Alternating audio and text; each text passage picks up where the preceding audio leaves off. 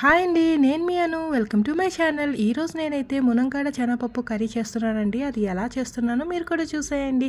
ఇది చారన్నంలోకి చాలా బాగుంటుంది.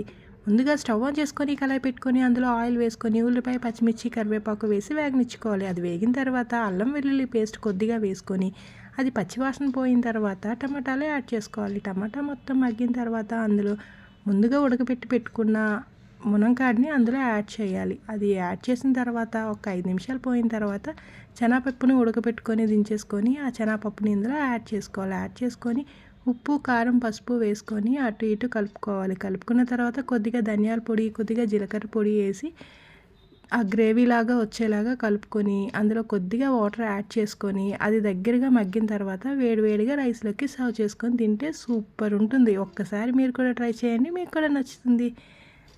నచ్చితే లైక్ చేయండి, షేర్ చేయండి, అలాగే సబ్స్క్రైబ్ చేయండి. Thank you for watching.